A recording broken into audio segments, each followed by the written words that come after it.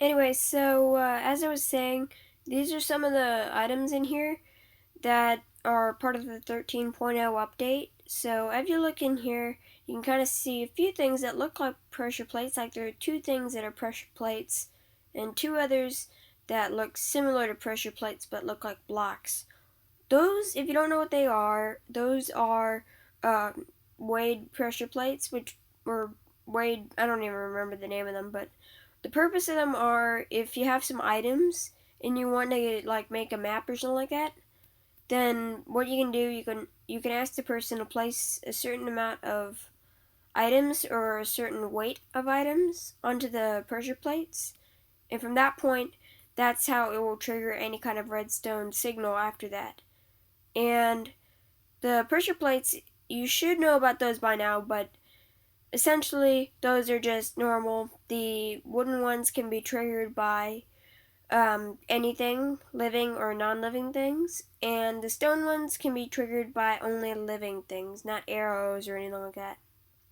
And the buttons, which I'll get more into the buttons, this other thing applies for the buttons in a second, but they can the same thing. The stone ones can be triggered by living things, and the wooden ones can be triggered by anything. And the daylight sensors, let's talk a little bit more about daylight sensors. Um, they're now actually two functions. At one point, there was only one function for them, but there's now two functions, and I'll get into that in a second. But as you can see, there's also tripwire hook and everything, and these are just all the items that have been added to the update. Well, almost all the items, but I'll get more into them. But let's first get on over to what the daylight sensors do. Anyway, here are the I was about to say pressure plates. Here are the daylight sensors, and these basically have the ability to, well, a way to substitute for a clock, tell whether it's day or night. And it's not all it can do, but it also, unlike a clock, it produces a redstone signal after use. If you look at the photo, there's actually more than one kind, and that's what I was talking about earlier about the function for each one. How in the PC version, whenever they first came out, so this actually a year ago would have been a recent thing, but a year ago, these only had one function, and it was to be like that top one, where it only senses daylight. But now they added a second function where it can actually sense if it's nighttime or not, and it will actually give off a pulse too if it's nighttime. So the top one is the daylight one, and the bottom one is the nighttime one, and you can see the difference because the top one's yellowish, I don't know, beige, and the bottom one's kind of light blue. And if you look farther in there, you can also see that there's only pulse on the top one and there's no pulse on the bottom one. And I just kind of chose this whole area, the whole biome, to just do this whole video because I don't have an iOS recorder, so that's why I've just done this in pictures. But I figured it'd be a good idea to kind of just do more of a snapshot kind of thing because I'm lazy and I'm not gonna be able to do a video today.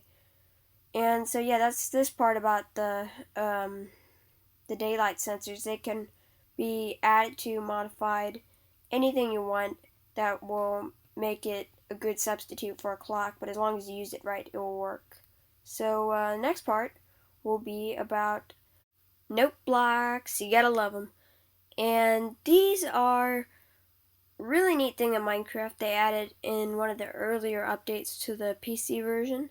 It was a thing that basically started off sound in Minecraft, or kind of added to the sound effects. How they already had mob sound effects, and I don't know if they had in-game music back then, but this was just a little thing they just added because it'd be fun for the player to just mess around with and play with it and just all sorts of things.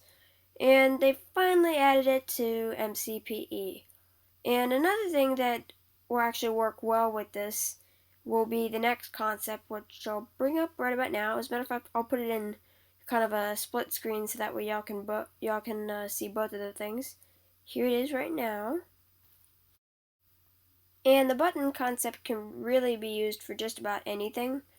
but it just all depends on how you use it. So if you look at the button right there, you can see that it's actually, instead of being placed on the side of a block, it's actually can be placed all around on the bottom, the top, the sides, any sides, just about any side to the block, because they added that in another recent update to the PC version. It's always about the PC because really everything, every update, just about every update to the MCPE comes to the Pocket Edition. There was one thing that actually didn't come from the PC. It was about the Nether Worlds, where instead of having the Nether portal at first, it actually just gave us this really weird Nether reactor core block, and that's about expected, considering it was the Pocket Edition and all it did was summon things. But that made sense considering Mojang was new to that. So anyway, let's now move on to the new part of tripwires that they've added to, well, tripwire hooks and tripwires, the whole new concept they've added to the MCPE, and a little bit about the new redstone items they're adding. So here's what we got. These are the tripwire hooks, and they have really cool capabilities.